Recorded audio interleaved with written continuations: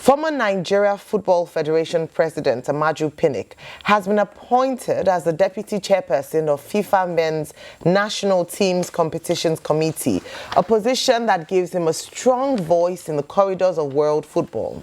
This committee, perhaps the most important in FIFA for the next 4 years, is chaired by Paraguay's Robert Harrison, with Qatar's Sheikh Hamad Khalifa Al Thani serving as FIFA Council delegate to oversee all FIFA men's tournaments.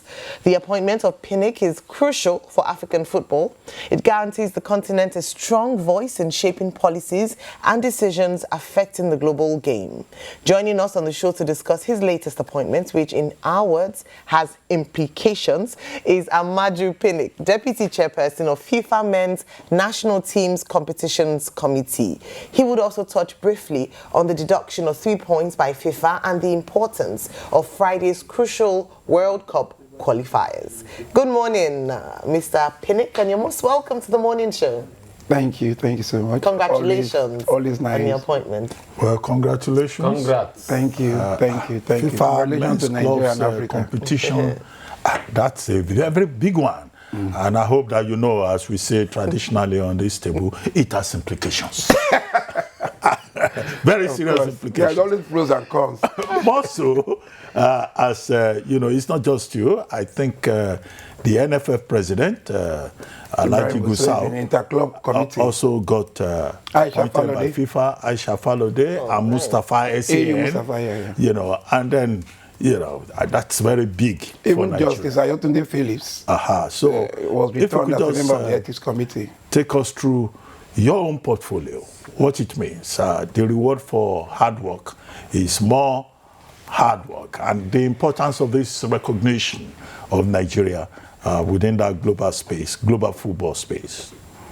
Yeah, first I'm saying I'm humbled by the congratulatory message pouring in, you know.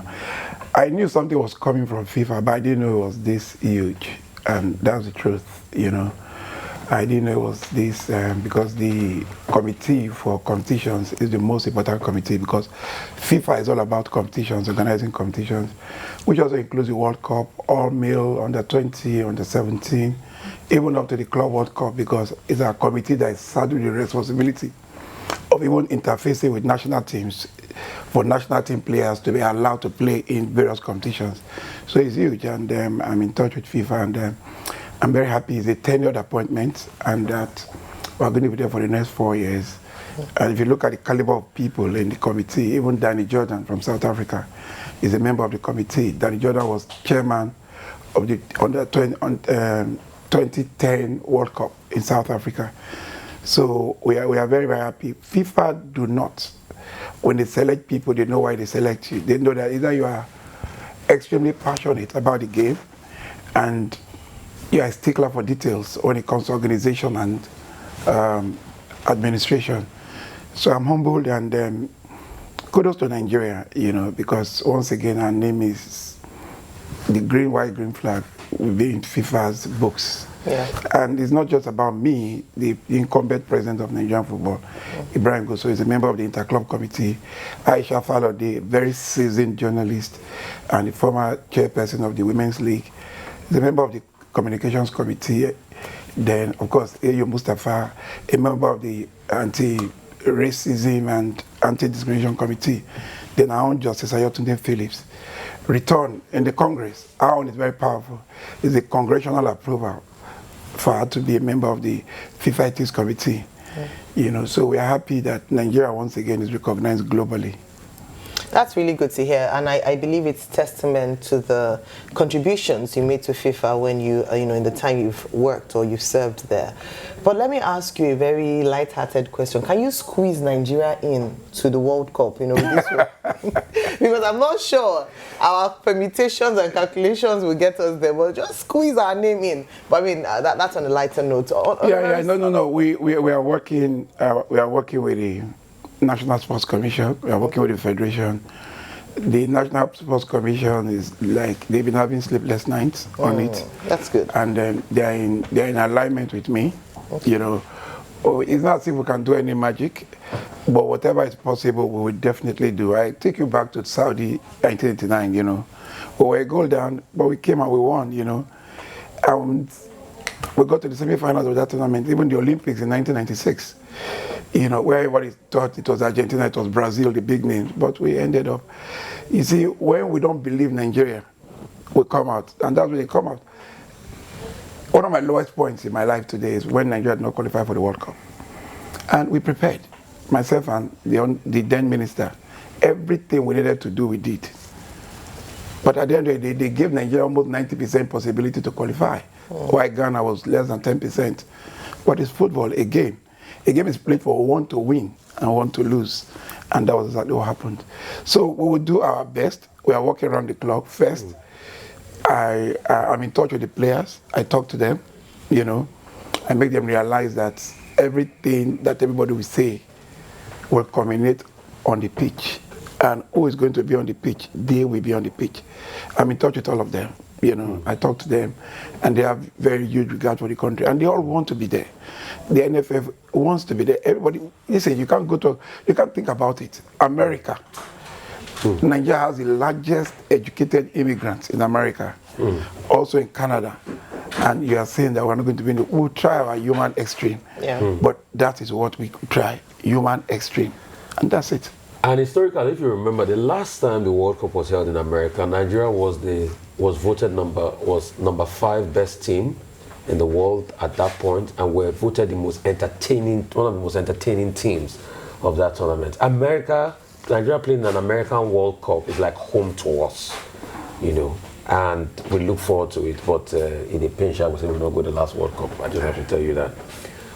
Some persons have been talking in the corner. They were saying football was better now than in his time and all of that. I want you to react, you know, to that statement, because I've been hearing some people, you know, talk about that back and forth and all of that. So. Yeah, listen, I hate making comparison because administration is all about continuum. You know, I'm not that kind of person. I want to make comparison about the past. And then first, we're under military regime. It's a different ball game, you know.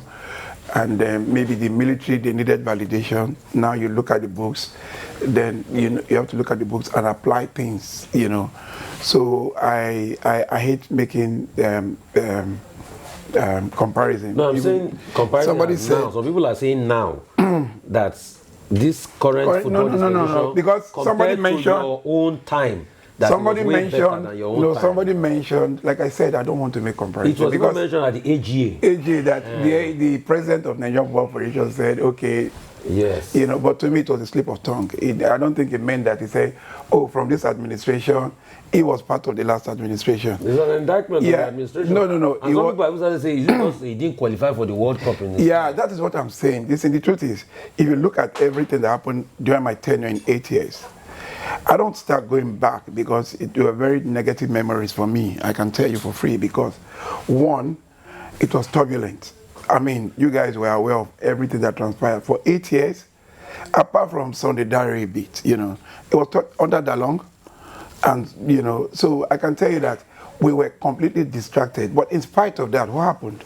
We took football from 0 level in terms of funding to over 90%. We gave Nigeria global recognition.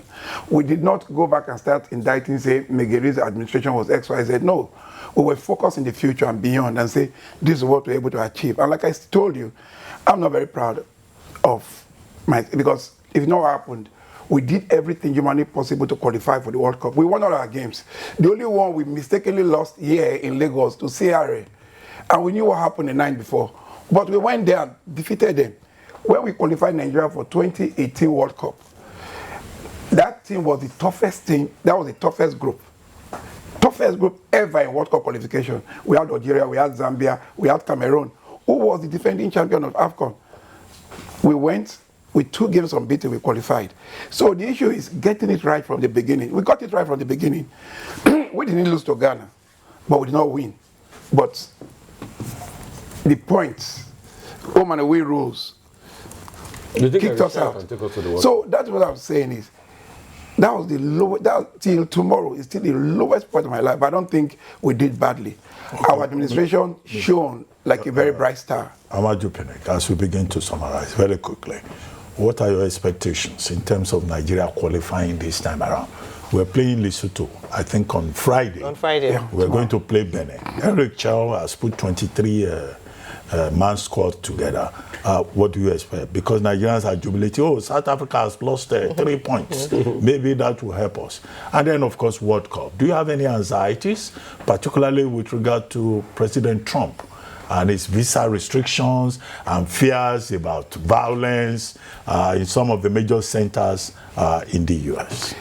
One thing I know about Donald Trump, I mean, FIFA, I know that he's very passionate about football. He loves football. So he should understand the dynamics of allowing people in and people out of America. So I don't think there will be total restrictions on maybe countries that they have some kind of embargo, But I think America will be home to everybody for the World Cup. I just want to believe so, because the president is very passionate about football. You saw him in the Club World Cup. He went with his wife. He came out to the pitch to celebrate with the players. In FIFA, we are happy with him. That's what I can tell you. Okay. Then qualifying Nigeria, Lesotho, we'll keep praying. It's 11. The only thing you can do, like I told you, is to psych the players. Let them look at Nigeria, look at national morale. Let them be very patriotic on the pitch and off the pitch, and let them give us their best. The same thing they do for their club, let them come and do it here. And that's it, because it's not you, Ruben, or Mario, or Rufai, my brother, that will go and play. No. When I was president, we have a football team here. We can send people. That's the gospel. Aaron, that's the gospel I always preach to them. You, the captain, you are the coach on the pitch. Forget about the coach. You are the coach. Tell them what to do. Listen to the coach, but you are the coach. You will do everything. So it's the same thing. I'm in touch with them. I talk to them, because it is very important that we qualify, and I believe we can still qualify. I just have a strong feeling. If we beat Lesotho tomorrow, come home and beat. Let's just wait and see. Renewed hope. Renewed hope. Renewed hope. Renewed hope. Thank you very much. Thank you very much, Amaju Pinnick, Deputy Chair of the FIFA Men's National Teams competitions, still representing Nigeria and carrying our flag with confidence.